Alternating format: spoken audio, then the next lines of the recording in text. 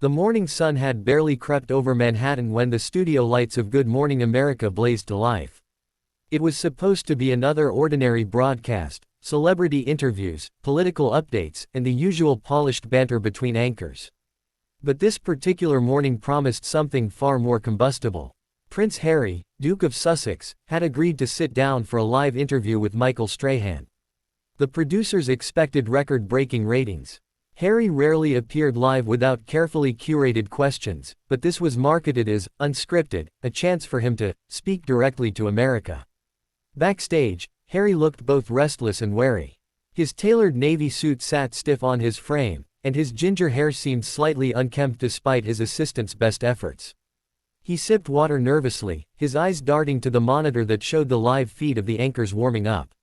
"Remember," his aide whispered, "keep it on your terms. If they push too hard, deflect." Harry gave a tense nod. He wasn't here to be pushed around. He wanted to talk about his charitable projects, mental health advocacy, and the Invictus Games. But deep down, he knew that wasn't why millions of viewers were tuning in. They wanted drama. They wanted answers about his family. A floor manager waved him toward the set. 30 seconds, Your Highness," she said with a professional smile. Harry exhaled sharply. Not Your Highness, he reminded himself. He had left that world behind, yet here it was, clinging to him even in New York City.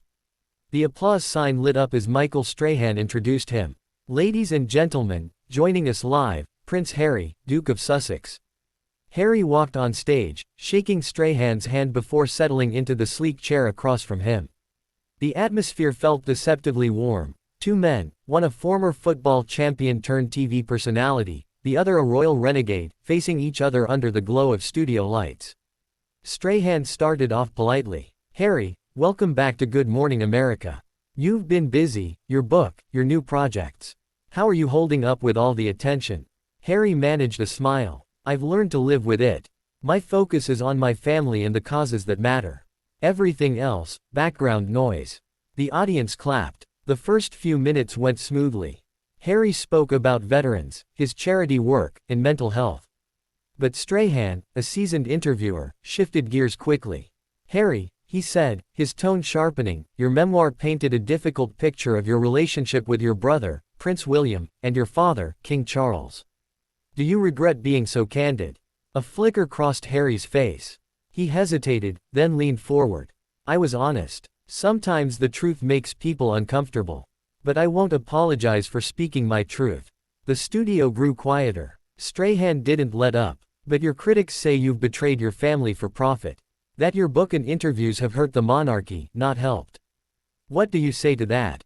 Harry's jaw tightened. He had heard this accusation 1,000 times, but it still burned.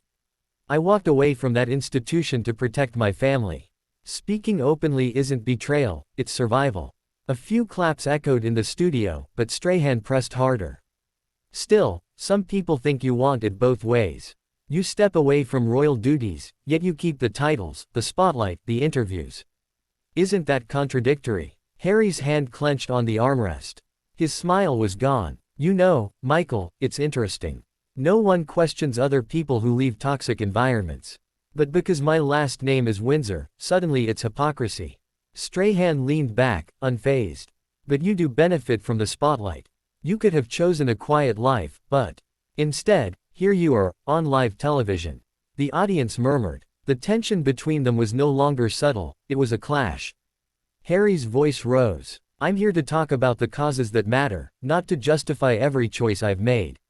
If you think I'm here for fame or money, you've misunderstood everything."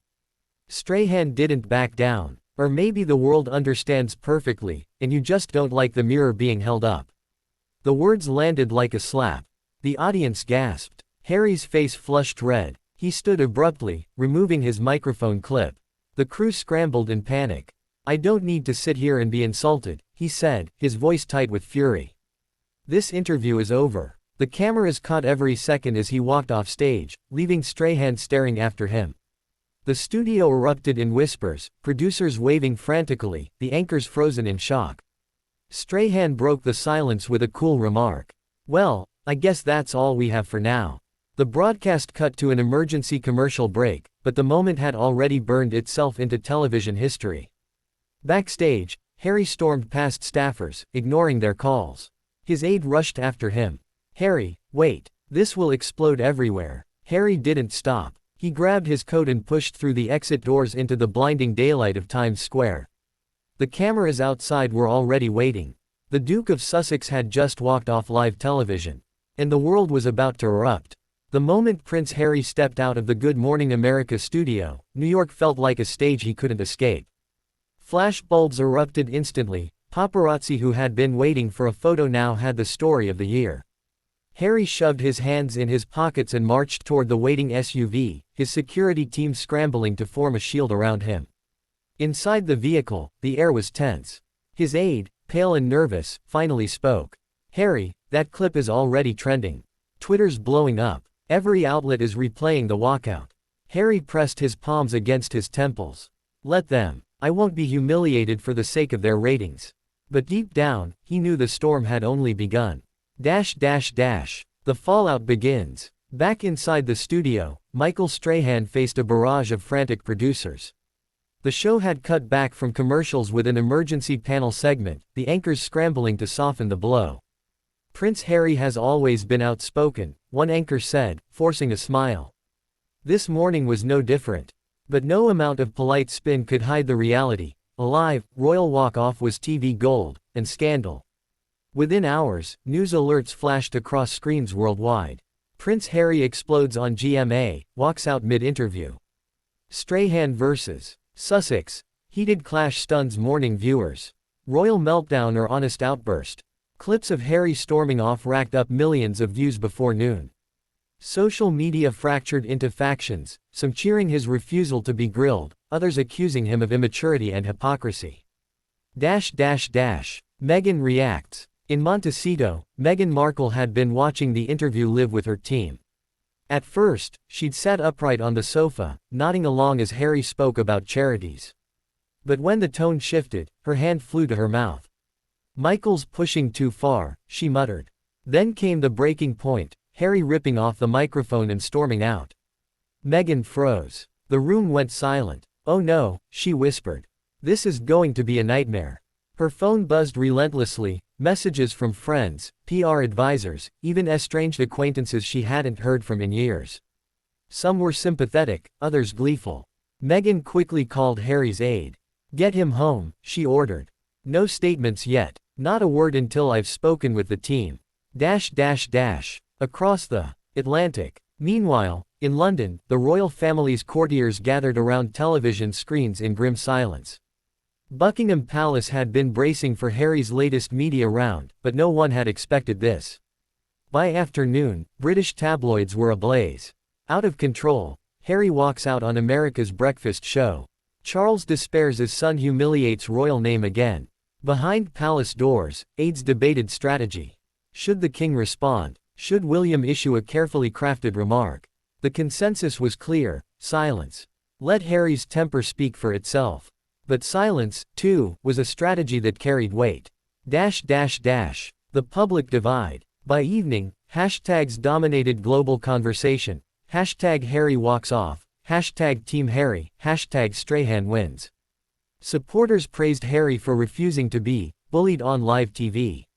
One veteran tweeted, "He spoke about mental health and service. That's what matters." Strahan went for the jugular. Critics, however, were merciless. "If you don't want the spotlight, don't go on GMA," one post read, garnering thousands of likes. "He wants privacy until the check clears," another mocked. The debate wasn't just about the walk-off, it reopened every wound from Megxit to the Oprah interview, from his memoir to the family feuds. Harry's silence. Back in California, Harry finally switched off his phone. For hours, he refused to speak, pacing the quiet halls of his Montecito home. Meghan eventually found him in the garden, staring into the distance. "You can't keep quiet forever," she said gently. Harry's jaw was tense. "If I say nothing, they'll spin it. If I say something, they'll twist it. What's the point?" "The point," Meghan replied, "is controlling the story before it controls you." Reluctantly, Harry agreed to a sit-down with his advisors. His PR team recommended a short, carefully worded statement: Prince Harry stands by his advocacy for mental health and veterans. He regrets the interview ended abruptly but remains committed to his causes. Harry frowned. That sounds robotic. Like palace language. Meghan touched his hand. Sometimes diplomacy works better than raw emotion. Michael Strahan speaks. Meanwhile, Michael Strahan broke his silence that same night. On a late-night show, he was asked about the clash. Strahan chuckled lightly, though his eyes hinted at steel. Look, I ask tough questions. That's my job. If someone can't handle it, that's on them. I respect Harry, but walking off doesn't answer the question. His comment went viral, pouring more fuel on the fire. Was Strahan the professional journalist holding power to account, or was he a provocateur chasing ratings? The palace makes its move. Just as the dust threatened to settle, Buckingham Palace made a subtle but devastating move. An unnamed, royal source, leaked to the press that King Charles was deeply saddened by Harry's behavior, and that William considered it another embarrassment for the crown. The leak dominated headlines. To the world, it looked like the palace had thrown Harry under the bus, again. Harry, reading the reports, slammed his phone on the table. They couldn't wait 24 hours before dragging me down. Meghan sighed. They know how to play the game, Harry. Now it's our move. The decision. Days later, Harry released a video statement, not from a studio, not from a staged backdrop, but from his Montecito garden, surrounded by trees and birdsong.